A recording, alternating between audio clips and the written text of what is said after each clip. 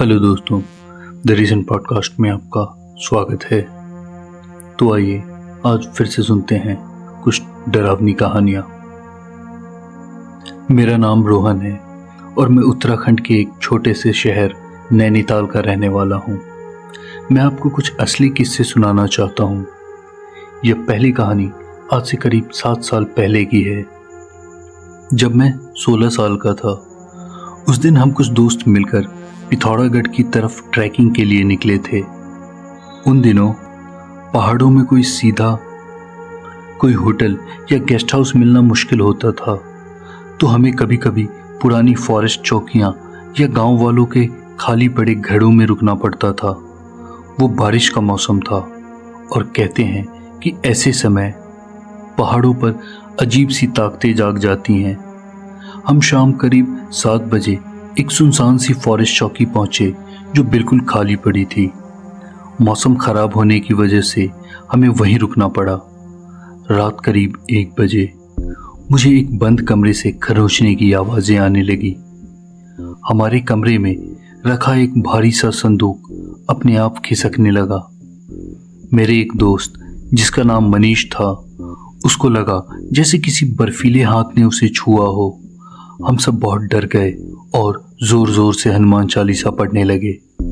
सुबह जब उठे तो देखा कि वो बंद कमरा खुला हुआ था। अंदर कुछ नहीं था, बस दीवार पर एक अजीब सा निशान बना हुआ था। उस दिन के बाद हमने कभी उस रास्ते पर ट्रैकिंग नहीं की। यह दूसरी कहानी ज्यादा पुरानी नहीं है। यह 2018 की बात है। हम मेरे एक दोस्त की बाइक से उसके फार्म हाउस से लौट रहे थे, जो पंजाब में लुधियाना के पास एक गांव में था। रात के करीब 2 बज रहे थे। रास्ते में एक पुराना सूखा कुआं पड़ता था। जैसे ही हम उसके पास से गुजरे, हमने देखा कि एक औरत जिसने चमकीला लाल रंग का पंजाबी सूट पहना हुआ था, कुएं से पानी खींच रही थी। अजीब बात यह थी कि उसके पैर पीछे की तरफ मुड़े हुए थे। जब हमने उसके मुड़े हुए पांव देखे तो हम काफी डर गए थे, और अब उसने भी हमें देख लिया था। वो हमारी तरफ मुड़कर मुस्कुराई तो उसके दांत बहुत लंबे और नुकीले थे। हम इतना डर गए कि बाइक की स्पीड बढ़ाकर सीधा घर भागे। अगले दिन हम लोगों को बुखार लग गया और ये बुखार लगभग हफ्ते भर रहा। फिर हम ठीक हो गए। यह अगली कहानी तब की है जब मैं कई 10 साल का था और मध्य प्रदेश में अपने दादा दादी के गांव ओरछा गया हुआ था। गांव के बाहर एक छोटी सी पहाड़ी पर एक बहुत पुराना वीरान पड़ा शिव मंदिर था। हम बच्चे अक्सर वहां लुका छिपी खेलने चले जाते थे।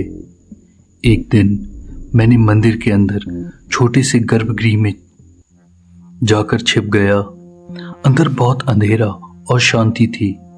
तभी मुझे किसी के बहुत पुराना अनसुना सा भजन गुनगुनाने की आवाज आई।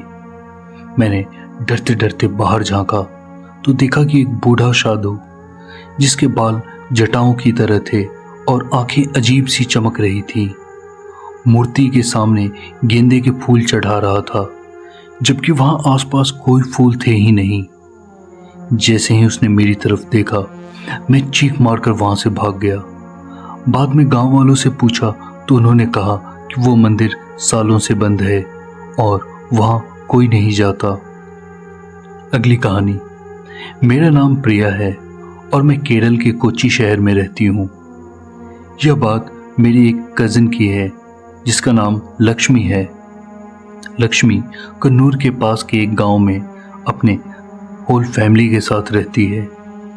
कुछ साल पहले वो गांव के पास एक बहुत पुराने गार्डन में गई थी, जिसके बाद से उसके बर्ताव में अजीब बदलाव आने लगे। वो कहने लगी कि एक स्थानीय इष्ट देवता या शायद कोई कम जानी पहचानी यक्षिनी उसके जरिए बात करती है। वो लोगों की बीमारियों के लिए ऐसे इसके नुस्खे बताने लगी जो सच में काम करते थे। खोई हुई चीजें ढूंढने निकाल लगती थी।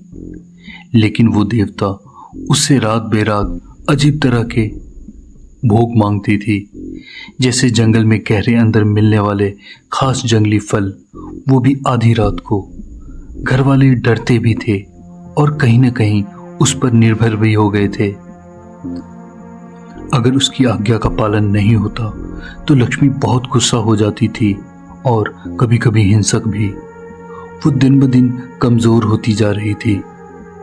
गांव के पंडित जी ने कहा कि यह कोई शक्तिशाली चीज है, लेकिन वो अच्छी है या बुरी ये कहना मुश्किल है। बाद में मेरी कज़न को राजस्थान के बालाजी मंदिर ले जाया गया। वहाँ उसका इलाज किया गया और फिर पता लगा कि उसके ऊपर एक यक्षिणी का साया था। फिर अब वो कज़न ठीक हो गई है। तीसरी कहानी। मेरा नाम समीर है और मैं पुणे महाराष्ट्र का रहने वाला हूँ। यह तब की बात है जब मैं इंजीनियरिंग कॉलेज में था। करीब 2016 की बात है ये। हम कुछ दोस्त वीकेंड पर लोनावला के पास एक रिमोट डैम साइट पर घूमने गए थे। रात में हमने वहीं पास में टेंट लगाने का प्लान किया। रात करीब 1:30 बजे हमें डैम के किनारे घनी झाड़ियों से अजीब सी क्लिक क्लिक की आवाज़ें आने लगी। पहले तो हमें लगा कोई जानवर होगा। हमने अपनी पावरफुल टॉर्च उसकी तरफ मारी। जो हमने देखा उससे हमारे होश उड़ गए। पानी के किनारे झाड़ियों के बीच कई लंबे पतले दुबले से साए खड़े थे, जिनके हाथ पैर उनके शरीर के हिसाब से बहुत ज्यादा लंबे थे। वो चुपचाप हमें ही देख रहे थे।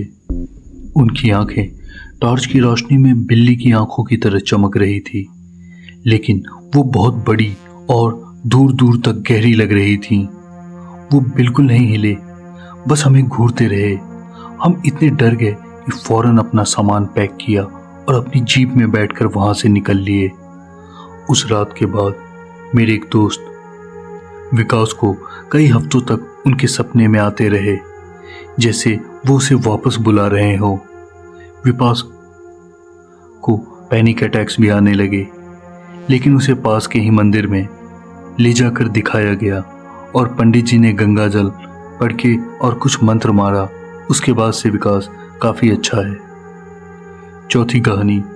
मेरा नाम आयशा है और मैं कोलकाता पश्चिम बंगाल में रहती हूँ।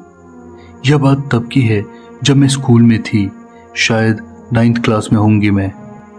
हमारे स्कूल की बिल्डिंग बहुत पुरानी थी और उसमें एक लाइब्रेरी विंग ऐसा था जो ज़्यादातर बंद ही रहता था, क्योंकि उसकी हालत बहुत ख़राब थी।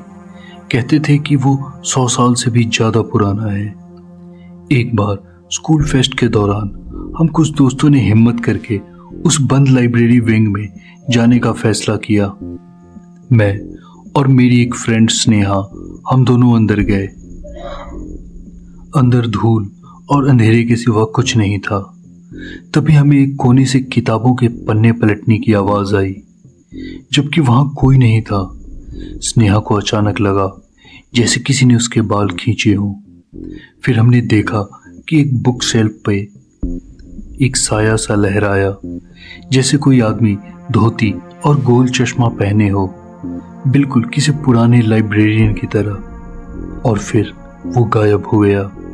हम चीखते हुए बाहर की ओर भागे। बाद में स्कूल के एक पुराने चपरासी काका ने बताया कि कई दशक पहले उस लाइब्रेरी विंग में एक लाइब्रेरियन ने आत्महत्या कर ली थी और कहा जाता है कि वो आज भी अपनी किताबों की रखवाली करता है। तो दोस्तों, ये थी आज की कुछ डरावनी कहानियाँ। मिलते हैं अगले एपिसोड में।